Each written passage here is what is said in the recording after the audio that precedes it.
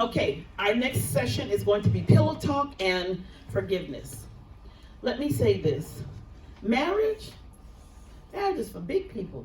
Do you understand that? It's not for weak people. It will make you strong.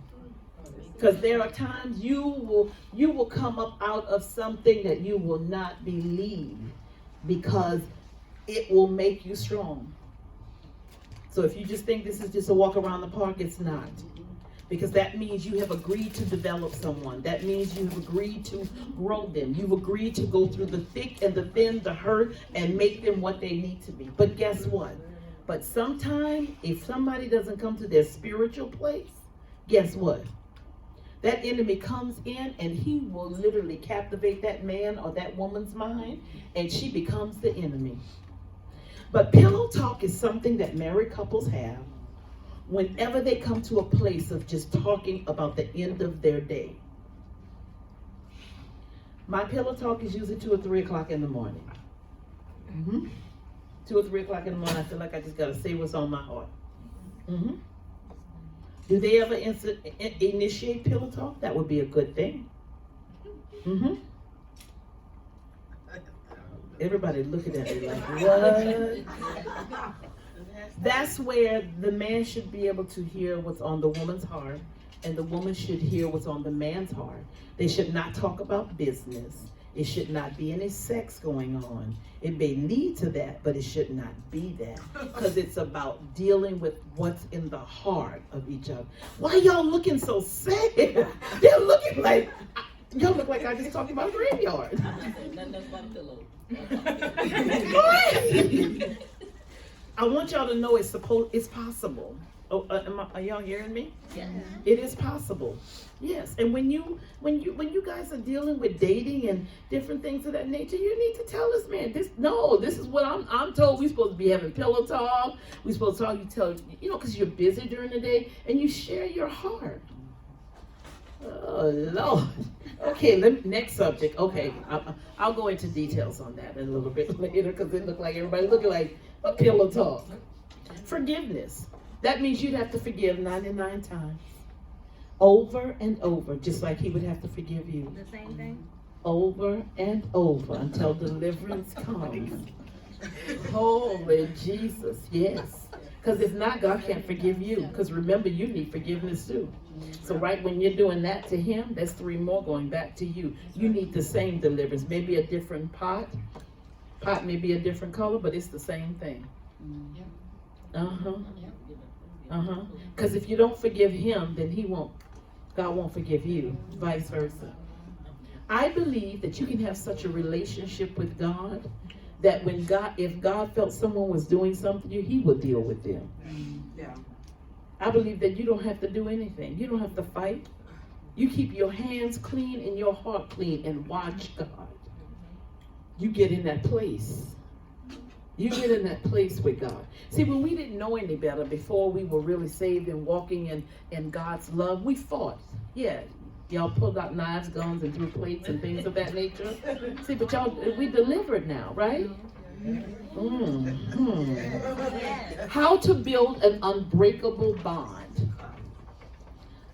Make sure you don't stay away from each other sexually for at least no longer than a week. Make sure that you have the pillow talk. Make sure that you don't allow any other voice other than Jesus Christ to come between the two of you. Don't allow anyone else to come in the ministry, in the marriage.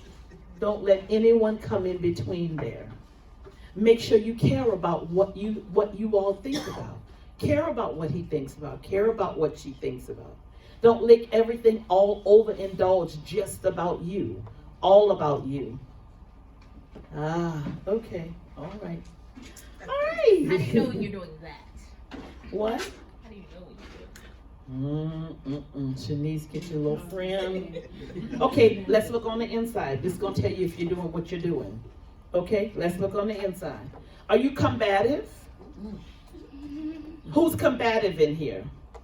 That's a person. Who's combative? No matter what you say, they got something to say. They'll argue you down. Sometimes, whether they're right or wrong, they're going to argue you back. They got something to say. They're combative. There's something on the inside of them that is sour in there. Uh-huh. Are you bitter? Bitter people, when they don't like their life, they get angry. And you'll know, because usually bitterness starts to get on your countenance and make you age and get older. That's why it's not good to hold anything or harbor anything on the inside of you. Are you unhappy? Do you know when you're unhappy that you can't love anybody? Because you don't like yourself. But that's why your happiness and your joy should be found in God. Are you a faith person? Do you believe God for the things that you need? Or are you drawing on your own self? Are you worded up? You ask, what do you do when they're mean? You have to be worded up when you deal with those kind of people. Know when to deal with them. Know when to go in and out. When to deal with them. Sometimes don't deal with them when they got those mean, rough spirits on them. Hopefully they don't have any of that. Are you a man builder? Are you building a man just for you? To be made to fit you? Even your dysfunctional self? You know that's what a controller does. Yeah, controller just builds a man to fit what they want. Are you selfish? Somebody give me an example of selfishness in here. When it's all about you. Joy? Selfishness. Okay, so he's hurting, and in the midst of him trying to tell me how he's hurting, I start talking about how I'm hurting. Oh, Lord. Now that is the number one thing in my coaching. That is the number one thing that most men say. When the man is hurting, the wife is trying to say, yeah, but I'm hurting with this. And then it all begins to be about them. Do you know some children say that? I remember one of the daughter that I was coaching for a while. And she said she couldn't talk to her mother. She said, because when I start talking to her mother starts talking about what's wrong with her. And she starts saying she lose weight, then she said, I need to lose weight. She just starts on her, and she doesn't even realize she does it. Rejected. Are you rejected? Do you know if you're rejected, most time you will reject him? Yeah. Do you know there are days that you'll hear things that are really not so? Yeah. Do you know there's times that you'll start feeling like something's wrong with you only because of the rejectedness of people speaking over you? Last checklist. Everything on the table. Everything on the table, ladies. Everything on the table. Before you walk down that aisle, before you even get to the place of even dating, everything on the table. You don't come up after you've dated a whole year and then all of a sudden, I got 15 credit cards and they all maxed out. No, ma'am. No. No, because somewhere when it gets time, it's time to start running some credit checks and things of that nature. Trust credentials, yes. Trust. Like everything on TV. Do you tell like any sickness? Yes. Because sickness could cause you to not function, and you not functioning could cause that wife to have a young, vibrant wife and with a sick person, and then that wife has no sex life, and yes, that is not right to do. That is totally unintegrity and deceptive. People do that. Yeah. Okay, I'm gonna say this, no, I don't have AIDS, but I had told a testimony about that, and I don't know, I always feel someone would tell that. And my husband, he was fooling somebody who had AIDS. Oh, really? And yeah. And I remember during the marriage, I heard God told me to use a rubber. And I was afraid to do it, and I'm like, this man gonna think I'm in the street. And I heard it more than one time. And in the long run, that's why I knew I had to do that. Because he was in the street. Oh, wow. And I cried down because I did what God said. And then he kept going, yeah. But and he fooled with 2 or 3 people who had that. Oh, wow. Yeah. And I just thank God I know.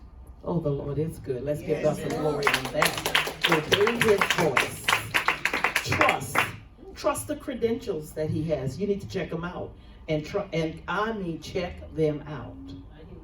Expectation. Make sure you don't have expectations that this man is not even aware of.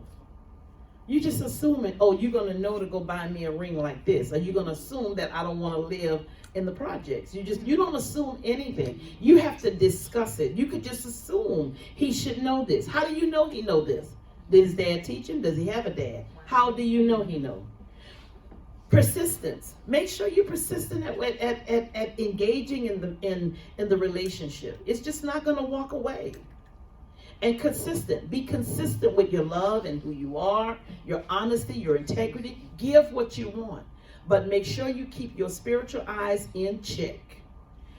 Adam didn't get rid of Eve for the stuff that she did. Okay, so know that there's going to have to be some mercy. Pillow talk. Make sure you know that it is a key to the marriage and a key to the entering the person's heart. If you don't, you will be in the house and get lost from each other. Anybody understand that? Yes. You don't have pillow talk until you're married, correct? Oh God, yes. Pillow talk is for after your marriage.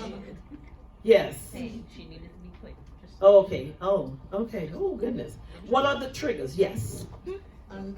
Give him a mic. Give her a mic. Give her a mic.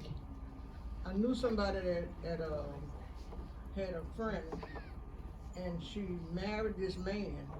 But as soon as she married this man, he started messing with all her children. Oh wow. So some men marry women for their children. Mm-hmm. Okay, but let me just say this.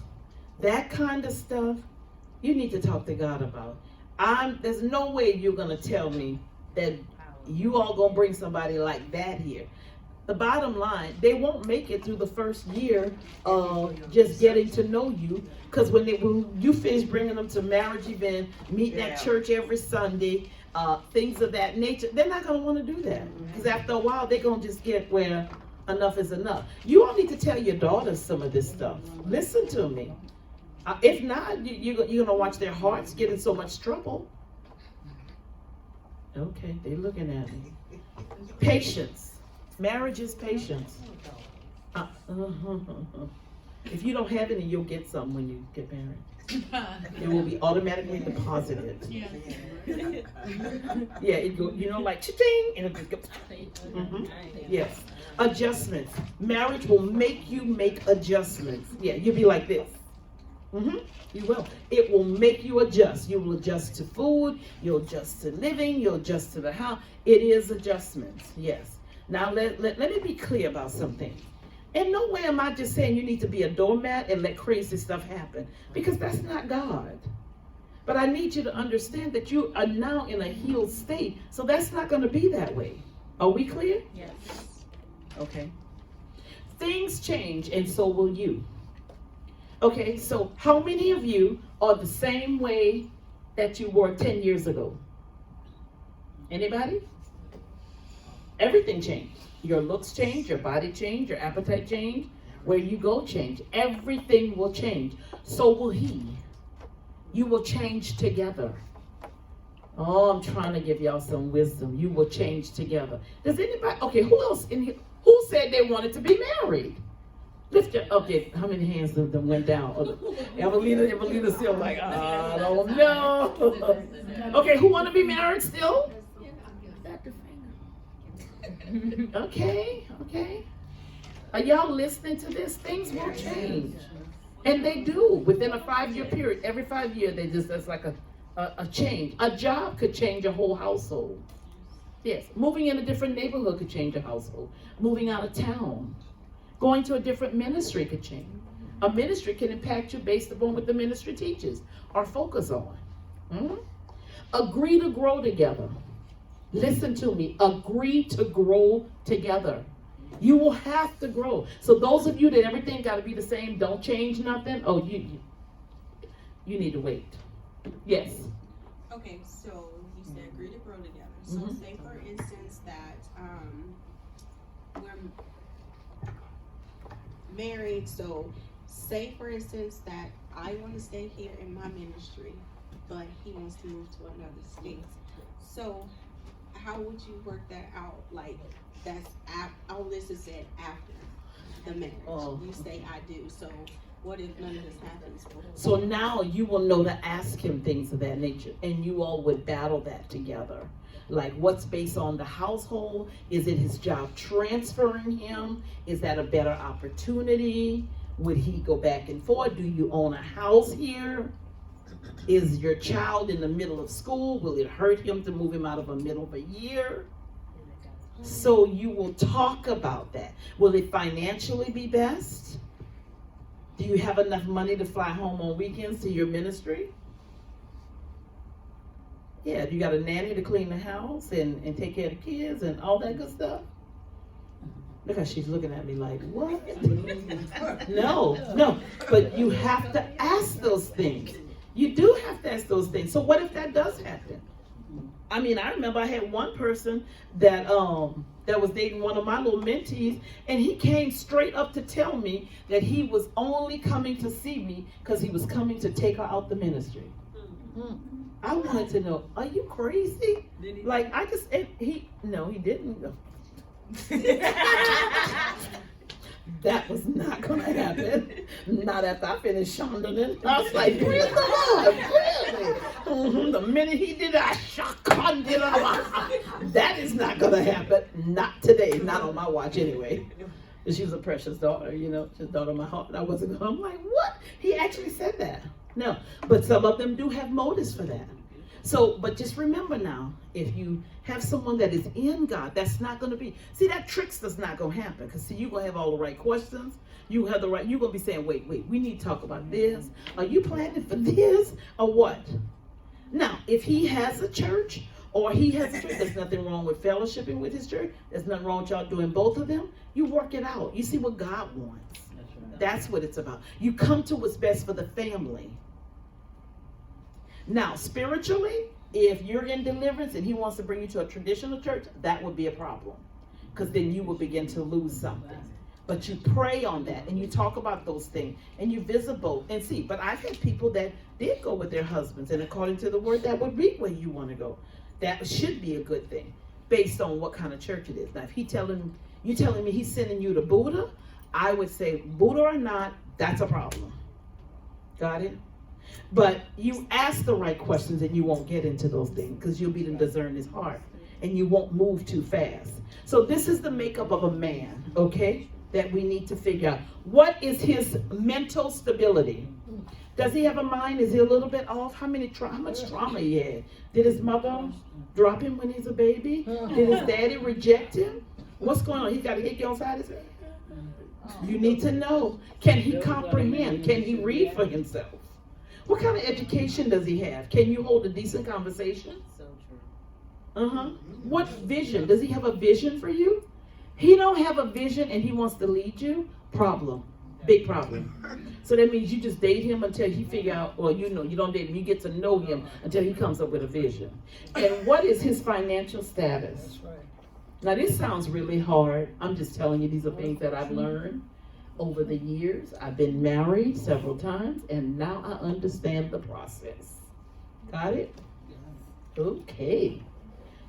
A man should be your safe place, a solid source, a vision leader, and a safe lover. He should have safe love.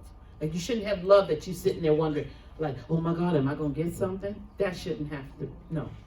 Solid source. He should be solid to go to and say, hey, how should I do this? What do you think? He should be solid. Not somebody's gonna tell you something based on their own desire. And he should be a vision leader and say, well, why don't you go to school for accounting and I'm getting ready to open this business. He should have some direction and he should be a safe place.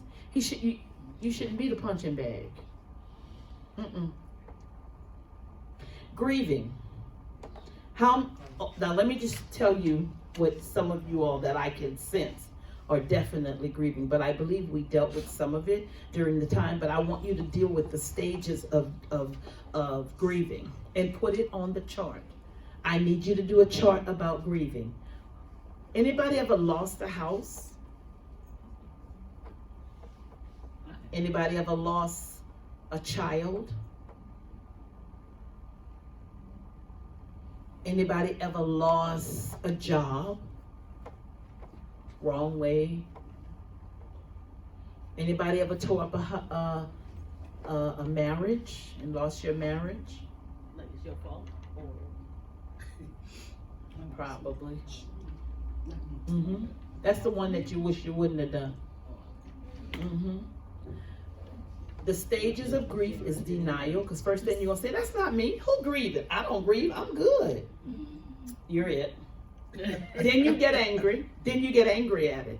So that means that you just miffing off at everybody. Everybody's wondering, what is wrong with her? She's grieving. Either grieving the loss of a mother, loss of affection, loss of attention, loss of a job, loss of all kinds of stuff. Bargaining. You start bargaining. Well, if I wouldn't have, well, maybe I'll do this and this, well, if this wouldn't have happened, then there's a deep depression when you come to reality. Then you go on and you accept it. Do the chart. Everybody in here, do a chart on 3 or 4 things that you grieved within the last year. I had 5 things the last year that I had something that I grieved with. I didn't even know it till I went to the grieving class. I didn't even know. Sometimes you can be such a power woman, you just kick off stuff. I'm done. I'm good. Make sure in the mornings that you make sure you have your things. Somebody's going to staple them together on the back of it. Just fold it in, like a letter, 1, 2, 3. Put your name on it and make sure it comes straight to me. That's the charts. Yes, do the charts. Wait, you want The forgiveness, the list of forgiveness, the different charts. what do you want on the paper? Oh, it's on. There goes one right there. You want us to fold that up? When you do the charts, you're gonna give them to me. I'm gonna staple them together when they walk in. Yeah, you'll pull them out of there and then you'll staple it together. You make the charts. Yeah, here goes the chart. This is the forgive chart. These are the people you're gonna release, because the first thing we're gonna do is warfare in the morning to release before we go in the secret place. List everybody. I would get them all out my spirit. Just go ahead on and get it out. Please don't be prideful, because whatever you don't get out, you hold on to. Grieving.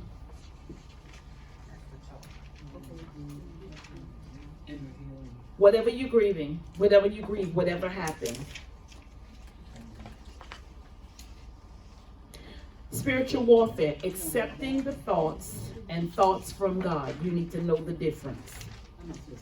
When spiritual warfare comes in your life, it comes because you have battles in your mind.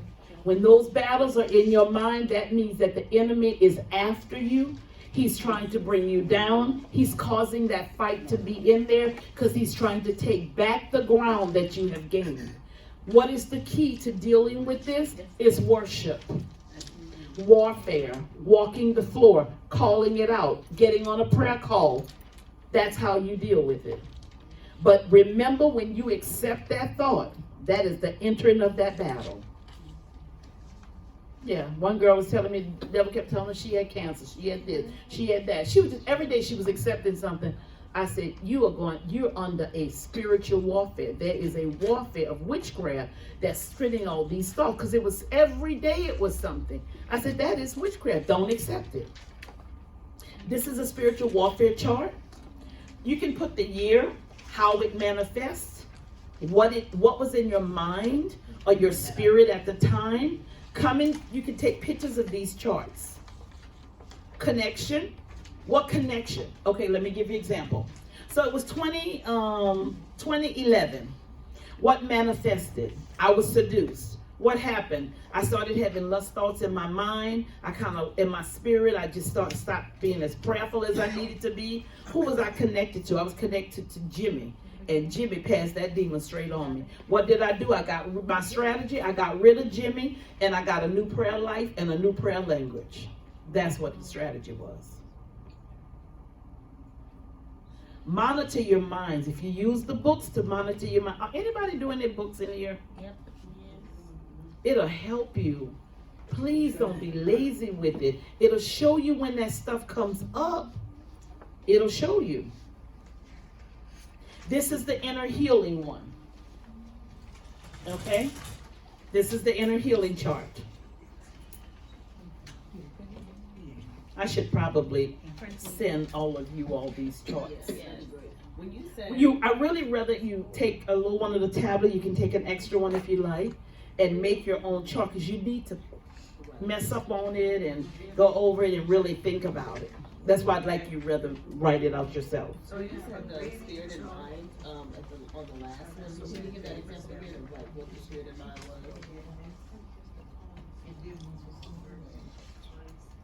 So the time would be the year that it happened. The manifestation would be what happened. Like one time I remember this one lady, she had 4 strange accidents. She fell down once, she had a trip, just different things. I said, there is something going on.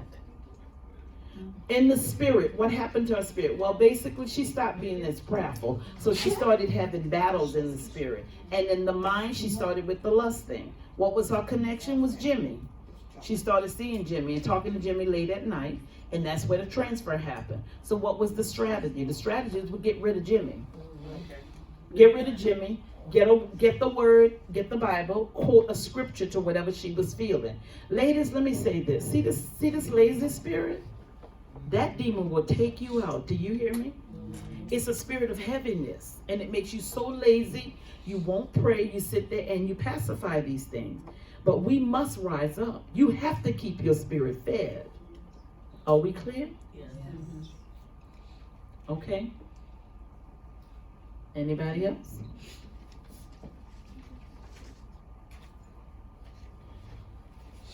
Okay. So my first question, this is my last question to you all. What do you do if somebody approaches you for dating? Run. And are you ready to date? Are you ready to date? No, seriously. Emily, are you ready to date? And if you approach, what would be the first thing you do? Don't run.